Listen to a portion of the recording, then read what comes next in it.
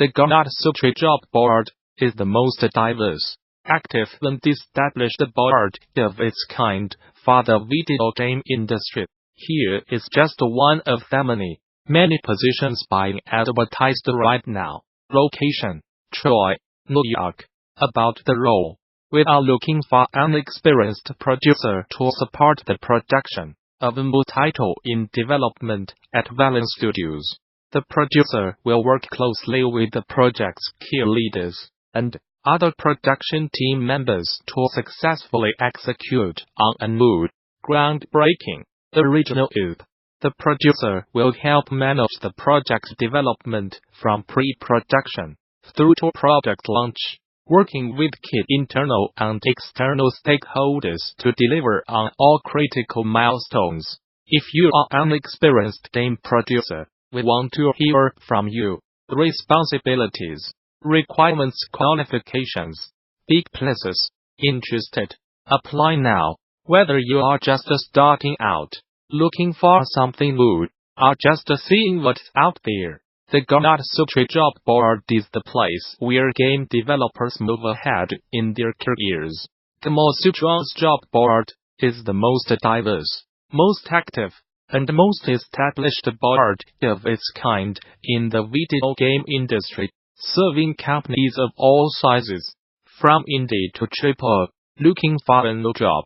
Get started here. Are you a recruiter looking for talent? Post jobs here. Dirty Bomb is going free to play, in the most literal interpretation of the term. After an update next week, all monetization will be patched out of the game.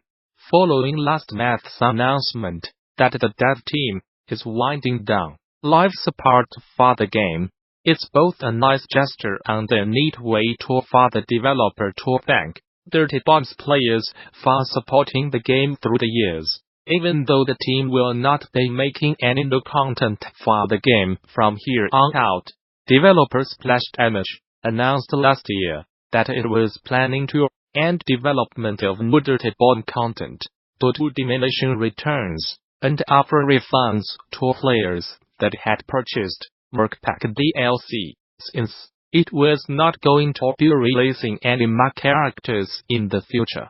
While Splash Damage does not plan to make more characters or content for the game, it does plan for Dirty Bomb to remain online and playable for as long as a meaningful number of players still logged into play. Now, as a thank you to the players that have stuck with the game throughout the years, Splash Damage is releasing a patch that removes premium currency from the game, making all of those items purchasable with Dirty Bomb's regular, earnable currency instead.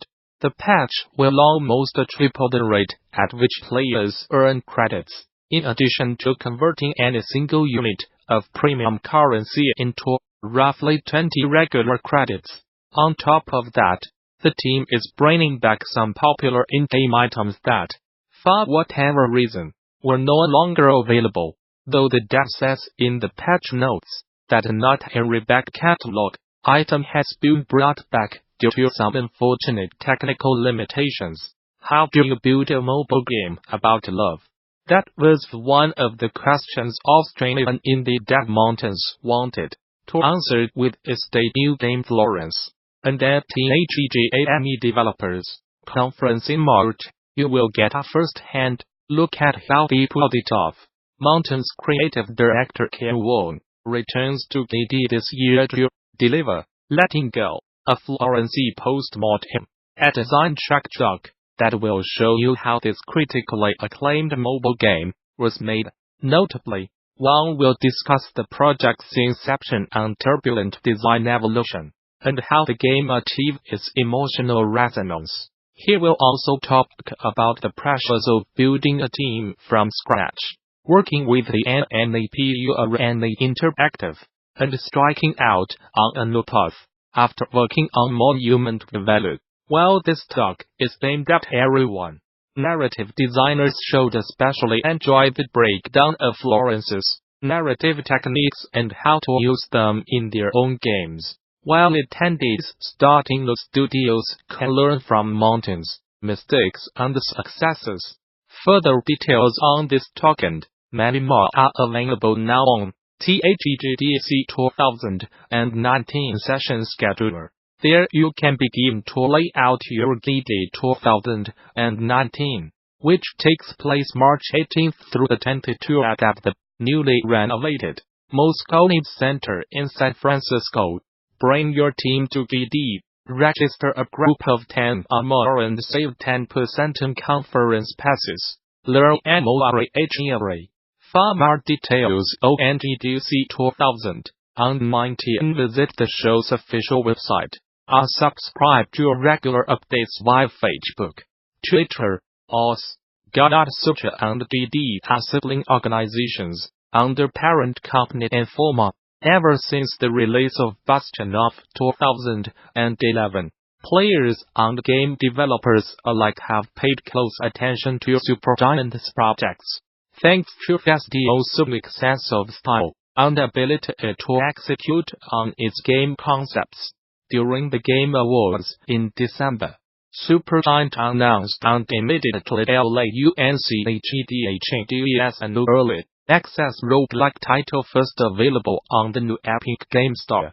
Right after launch, Hades creative director Greg Casabin talked to us about the business and design decisions behind Hades over on the GD Twitch channel.